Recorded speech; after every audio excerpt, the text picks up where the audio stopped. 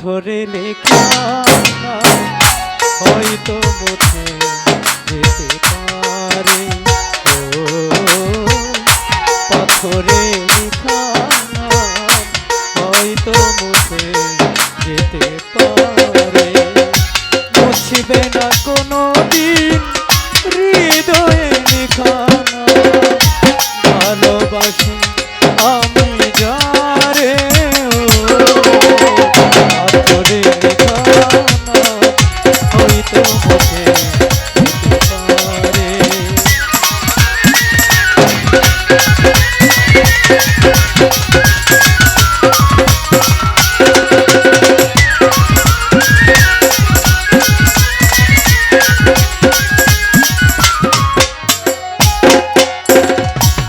আস্তে আস্তে আস্তে একটা রিংটোন দিলাম।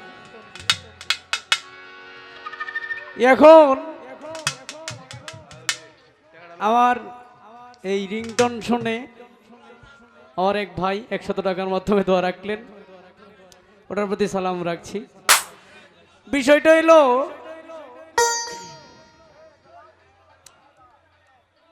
বাউল গানটা হইলো পঞ্চরসের গান। কারণ পঞ্চরস মিলে, 5টা রস মিলে বাউল গান। হাসি, কান্না, আনন্দ, বেদনা সবকিছু আছে, আছে না? এখন আমি একটি পয়েন্ট ধরছিলাম, একটা গানের একটা কথার পয়েন্ট ধরছিলাম মাতাল রাজ্জাকের। আর এটা ধরারও একটা কারণ ছিল, গত স্টেজে বেজালটা আমার মনে নাই কেন ধরছি জানো? আমি আবারও বলি, বেজালটা এলো তুমি বড় বোন বলতেছ বিচ্ছেদ, উচ্ছেদ, কুচ্ছেদ যা আছে সব। একজন বাউল শিল্পীর মুখে এই কথা মানায় না।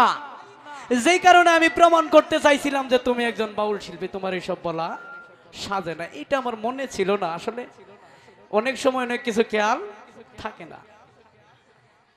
আর এই পয়েন্টটা ধরছিলাম, এখন সেই পয়েন্টটা ছিল যে আল্লাহর সাথে তুমি কেন দয়ালের নাম নিলা, বা আল্লাহ তো স্রষ্টা, আমাদের সৃষ্টিকর্তা।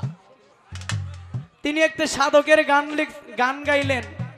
গানটা হইল আদম সুরতে খোদা বর্তমান। এখন আমি যদি তোমার কথা মানি, আদম মানে কি মানুষ না ভাই?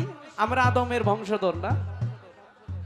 আদম সুরতে খোদা বর্তমান, তার মানে কি সবার মধ্যেই আছে? যদি সবার মধ্যে থাকে তাহলে ইনো আমার একটা কথা আছে, কথাটা হইলো আমি যদি চুরি করি আল্লাহ কি চুরি করব? হ্যাঁ না।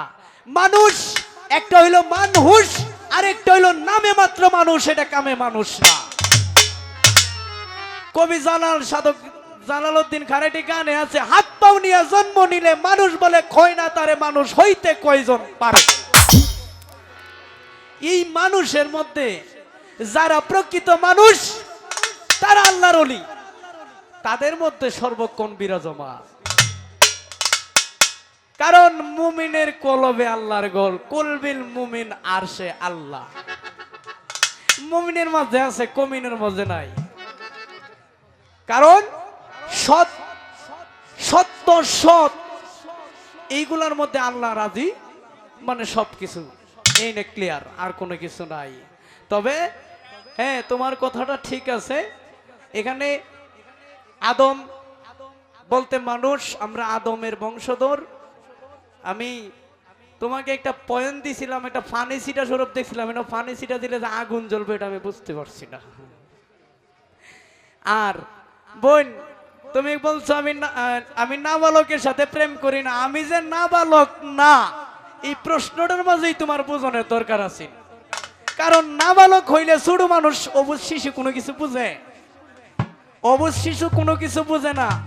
সে তো তোমার এই প্রশ্ন করতে পারতো না, বা এই পয়েন্টটা তোমার দিতে পারতো না। আমি যদি না বুঝতাম তাহলে তোমার বলছি কেমনে?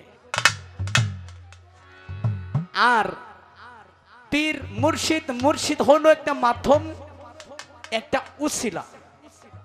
কারণ আমরা যে কোনো জিনিস আল্লাহকে সরাসরি পাওয়া যায় না, একজনের মাধ্যমে, একজন সৎসঙ্গ নিলেই যদি দয়ালে রাস্তা দেখায়া দেয়, সঠিক রাস্তা, সেই রাস্তা থেকে আল্লাহ রাসূলকে পাওয়া যাবে। এটা ঠিক আছে। তবে বোন, এটা তোমার আমি আমার মানে দেখতাম চাইছিলাম, আর তুমি তো বড় বোন, তোমার আটকানির কোনো কিছু না, বড় গাছ বাতাসটা একটু বেশি লাগে। ধন্যবাদ। বিচ্ছেদ গান করি নাকি? আর কোনো কথাবার্তার দরকার নাই, এখন আমরা সারা রাত্র যতটুকু সময় আছে মন ভরে গান গেয়ে যাই নাকি?